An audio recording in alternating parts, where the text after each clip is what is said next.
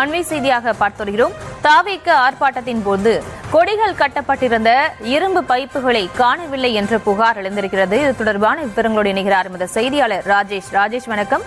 தாவேக கொடி கட்டப்பட்டிருந்த இரும்பு கம்பிகள் காணாமல் போனதாக தெரிவிக்கப்பட்டிருக்கு. அது தொடர்பான விவரம்.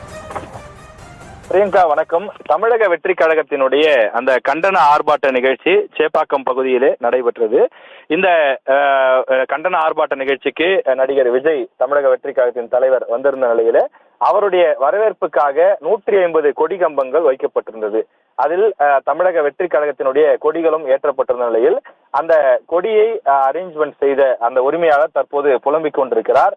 100 கொடிகள் காணவில்லை என்றும் 50க்கும் மேற்பட்ட கொடி கம்பங்கள் காணவில்லை என்றும் அவர் தற்போது புலம்பிக் கொண்டிருக்கிறார். அங்கங்கே அந்த கொடி கம்பங்கள் கீழே எங்காவது சிதறி கிடைக்கிறதா என்று அவர் தேடிக்கொண்டிருக்கின்றார்.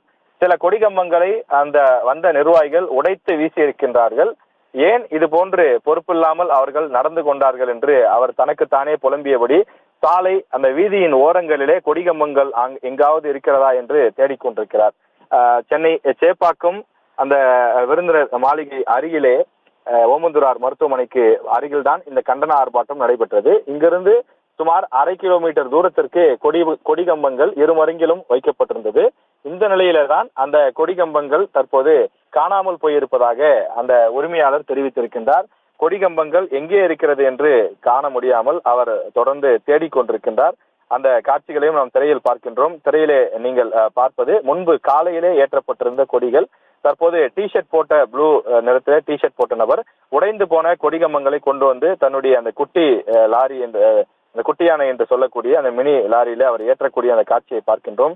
பைப்புகள், கொடி கம்பம் போன்றவற்றையெல்லாம் உடைத்து தள்ளி இருக்கின்றார்கள். ஏற்கனவே பொது சொத்தாக இருக்கக்கூடிய சாலையினுடைய மையப்பகுதியில் வைக்கப்பட்டிருந்த அந்த இரும்பு கம்பிகளை எல்லாம் அவர் தடுப்பு வேலிகளை எல்லாம் தகர்த்து எறிந்திருக்கிறார்கள். சாலையினுடைய மையப்பகுதியில் இருந்த பச்சை பசேல் என்று இருந்த செடிகளை எல்லாம் அவர்கள் மிதித்து பிடுங்கி எறிந்து நாசம் செய்து